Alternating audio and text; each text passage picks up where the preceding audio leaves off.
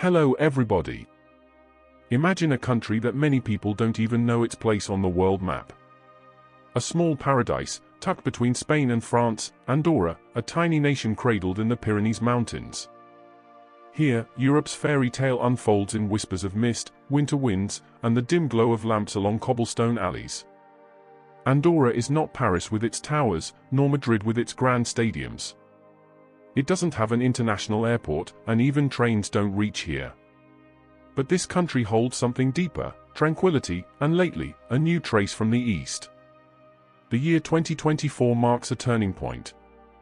While the world is busy with technology, politics, and clamorous news, Andorra hears something different. A soft call from the Azan, echoing gently among the mountain walls. Only a few hear it, but for those sensitive enough, it is not an ordinary sound. It's a sign that Islam has arrived, not with camera flashes or media headlines, but with steps unheard, like dew falling at dawn. The arrival of Islam in Andorra is not a grand project or a massive migration wave. There are no waves of demonstrations or divisive public debates. Rather, it comes from simple people, a Moroccan taxi driver diligent in prayer, a student from Turkey who never leaves his Quran, and a Syrian couple opening a small halal restaurant on the city outskirts. They bring a faith that is not forced, but inspiring. Islam in Andorra is born from patience, not propaganda. From morality, not arguments. Like water seeking a crack, the teaching of monotheism slowly flows into empty hearts, hearts in this cold land quietly searching for true warmth. And who would have thought? Amid snow, hospitality, and the morning mist embracing the town, Islam begins to grow. Not as a foreign religion, but as a silent answer long awaited. There was no grand celebration when the First Mosque in Andorra was established. No red carpets, no invitations to high officials, and certainly no live broadcasts. Only a handful of people, a middle-aged man with a tired face but shining eyes, a young mother holding her child's tiny hand, and the soft call to prayer drifting gently from a small speaker, piercing the cold mountain afternoon. That was the day Islam found its first home in this land. The mosque was at first just a small room on the second floor of an old building, hidden behind a little electronics shop. Outside, people passed by unaware.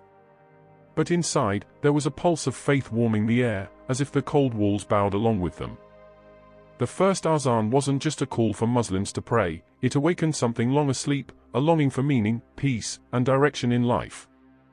The once scattered Muslim community began to seek and find one another.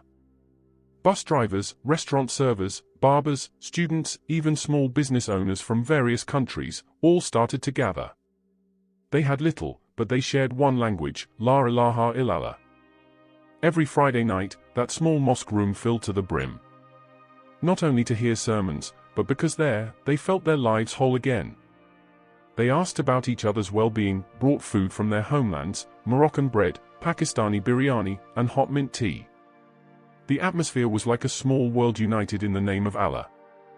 What surprised many? Some locals began to come, not invited, but out of curiosity and feeling touched. One elderly Andorran woman sat quietly in a corner of the mosque one day, simply watching. When asked why she came, she softly replied, "I have never seen people pray with tears. I think maybe God is here too." Like morning dew that goes unnoticed as it falls, Islam did not make noise in Andorra. It touched silently, refreshed unseen. But those who felt it knew well, this was no ordinary religion. It was mercy descending slowly, yet unstoppable. At first, Islam was felt only by those who already knew it. But slowly, like light creeping behind mountains at dawn, Islam began to be seen, not as something foreign, but as something inviting. A small but meaningful change took place. Not through laws or official speeches, but through smiles and greetings. In local shops, "Assalamu alaikum" began to be heard from lips that stumbled over the words. In the narrow streets of Andorra la Vella, veiled women were warmly greeted by Catholic neighbors who once only nodded quietly. The mosque that was once hidden behind a shop now opened its doors to everyone. Every weekend, they held open Mosque Day, a day when locals could enter, ask questions, or simply sit and watch the prayers. A little child asked, "Why do you wash your feet before praying?" A father asked, "What does Islam teach about family?" And an elderly woman said, "I have never felt such beautiful silence." And from those innocent questions, bridges were built. Not from concrete and steel, but from honesty and genuine curiosity. The Andorran government, known for its neutrality and moderation, responded wisely. They created interfaith dialogue spaces. Mosque imams sat with Catholic priests in forums, not to debate, but to understand each other. Schools invited Muslim leaders to explain Islam to students, not through history books, but through real-life stories. Behind it all, small stories quietly stirred hearts. A young woman named Clara, a native Andorran, chose to embrace Islam. She did not know Islam from thick books or long sermons. She knew it from a Muslim co-worker who was always calm, always honest, and always prayed even when tired. When asked what convinced her, she answered, "Because I saw God's reality in her face." Islam in Andorra was no longer the religion of strangers.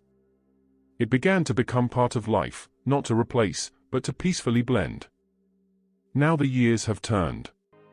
2025, the morning air in Andorra remains cold, the mist still falls quietly, and snow still blankets the rooftops. But there is something different in the air, a new hope. Behind the tranquility of the mountains, the gentle echo of the takbir can be heard. The light of that small mosque is no longer faint. It has become a lantern for many souls searching. Islam did not come to Andorra as a cultural conqueror, but as a polite guest bringing gifts of wisdom. It does not erase existing traditions, but teaches that diversity is the art of the Creator. That truth does not demand monopoly, but to be shared with love. What was once just a narrow room behind a shop has now grown. The Muslim community has built learning centers, a small library, and open parks where children play while learning to read the Quran. During last Ramadan, hundreds, Muslim and non-Muslim alike, broke their fast together in the town square. Dishes from 5 continents were served on one long table. Their tongues and hearts spoke the same language, humanity. A city official once said in a public forum, "We are not witnessing the growth of a religion. We are witnessing the growth of humanity guided by faith." Andorra has now become a kind of small mirror, a place where the world can reflect. When religion is not used to dominate, but to touch, it will grow. Not in grand buildings, but in human hearts. Not in statistics, but in the beauty of character. They call it Andorra's Islam, not because it differs from other Islams, but because it reflects the face of Islam in its purest form, gentle, honest, humble, and full of compassion.